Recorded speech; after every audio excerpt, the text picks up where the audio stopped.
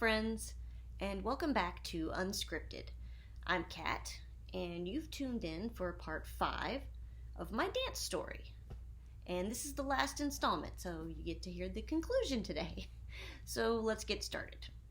When I left off, I had just told you that in the summer of 2021, I'd hit pretty much my lowest point. Really in one of the lowest points in my life. And then on September the 18th, I believe, of 2021, I got a pretty unexpected phone call. My stepsister slash sister-in-law called me and asked me a question about the Narrowway cast party. We have a cast party every year so the cast can get together and we can have some fun and talk to each other outside of the busyness of doing a show and everything. There's usually games and food and lots of fun, and then there's also usually a vision, a message, some worship, and there's generally a theme every year. And the theme for that cast party was what I did for love. And if you're a musical theater buff, then you will realize that that's the name of a song from the Broadway show A Chorus Line. The song What I Did for Love happens when a dancer in the show has a terrible knee injury and isn't going to be able to dance anymore. And what the other dancers are asked after that happens, what would you say if you were told right now, today, that you could never dance again? And then one of the actresses in the show sings the song What I Did for Love. And it's basically a love song to dance. The reason that my sister-in-law called me was because my story of having to stop dancing was similar to that situation. So she was calling to ask if I would like to dance to a portion of that song at the cast party. And my first thoughts were absolutely no way. I can't. I'm going to look terrible. It's going to be awful. It'll be embarrassing. But then we talked and I started thinking about it. And I felt like I didn't know that the last time I danced before that would be my last dance. So I thought, well, it might be nice to have a last dance, to take a last bow. I thought that might be helpful to me.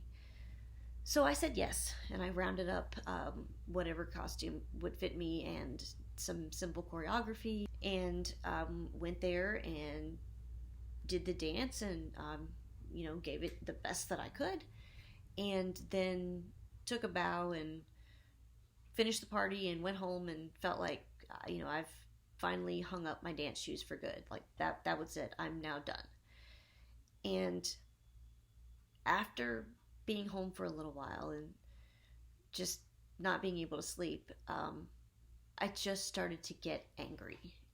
Not like want to punch something angry, just like righteously angry that this was going to be the rest of my life with all the problems I was having and being able to do nothing. And I was angry, and thoughts were just rolling in my head that night. And I especially was thinking over how quickly things had gone downhill for me. I went from, just needing to work around some joint pain issues and things to within a very short amount of time being almost disabled. And I just couldn't, I couldn't settle. I couldn't find peace about it.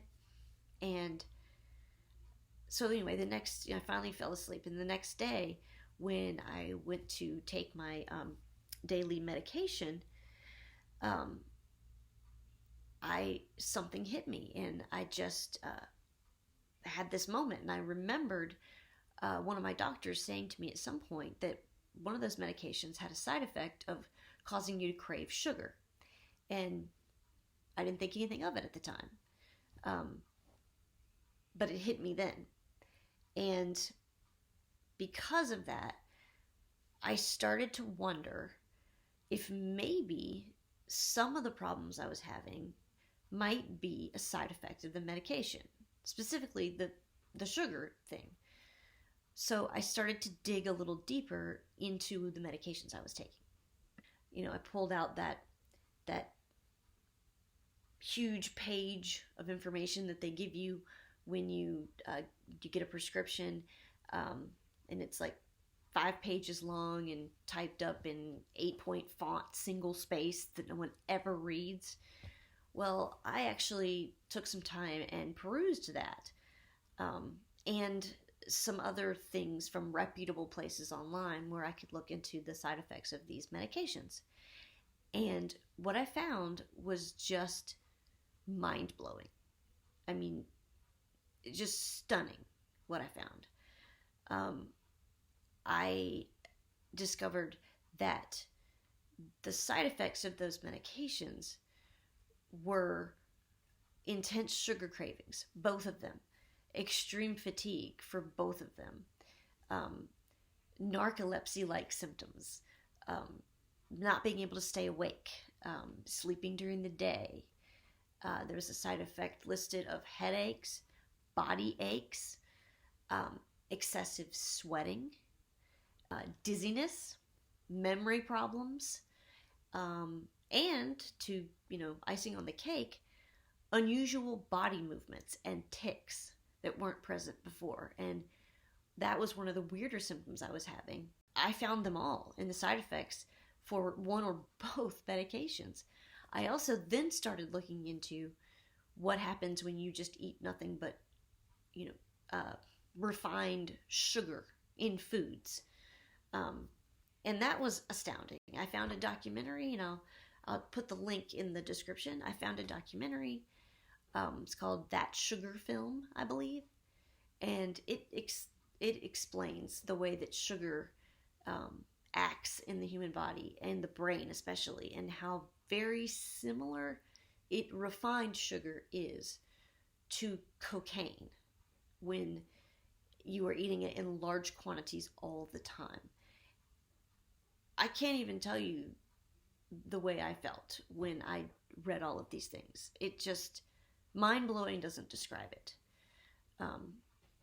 I couldn't believe I had never taken the time to consider any of that, and that no medical professional had said anything. So I sat with that information for a little bit and then said, maybe if I can not take these medications, if they're not doing anything for me, if I can stop taking them, maybe some of this will get better. So I, checked and made sure I was doing it safely, and I stopped both of those medications and the sugar. When I stopped taking the medications, I felt a little weird for about a week or so. And then something incredible happened that I honestly, this is the 3rd time I have recorded this video because I just cannot put into words what happened and how I felt. Within a week, most of the symptoms I was having were gone. I lost 7 pounds in just the first 2 weeks. Virtually every one of those side effects that I was considering to be a part of degenerative bone disease turned out to be related to the medication and all the sugar, because by stopping the medicines, I was able to stop all the sugar. And I went from thinking maybe I'll just get a little bit of normal back to feeling like I had been reborn as a new human. I don't know how else to describe it. There just aren't words for there aren't words for it. There just aren't. There's not words for being told or feeling like that, you know, your life was basically as you knew it over, you know, your life from that from, you know, from now on was going to be you being almost disabled, or to realizing that that was in fact not true, to be told that there aren't words. It's just not. I can't describe it to you. To find out something I was putting into me was stealing my life away. It's the only way to put it. And now, 4 months later, I still every day get better. And, you know, I still have osteoarthritis. There's things that I have to cope with. You know, like, for example, I don't know if I'll ever be able to dance on point again, because that's very hard on your knees and your ankles and your joints. I use an elliptical to exercise, you know, whereas I used to use a treadmill because I can't really do the impact of running. But every day, just like that orthopedist told me originally, every single day that I exercise and strengthen all of the muscles, it makes the degenerative bone disease less of a problem. The exercise is like the magic pill that treats the condition that's untreatable. And it took me a horrible 3 years of my life to figure that out. So, all of this brings us to the message or the point of my dance story. And the point really is that it is not over.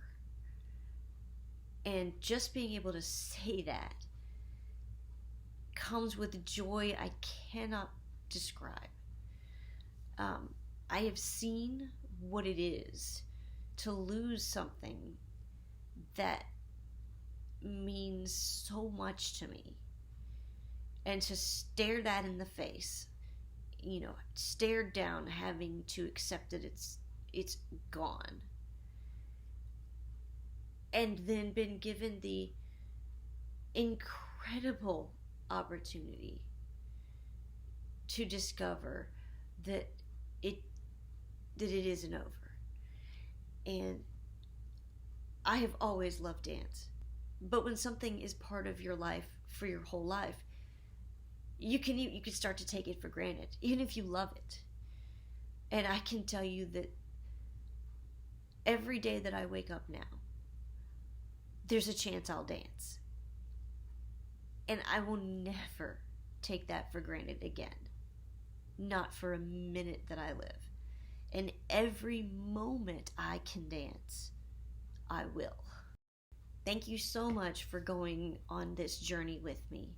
And thank you to all the people who love me, who walked this road with me. I love you all.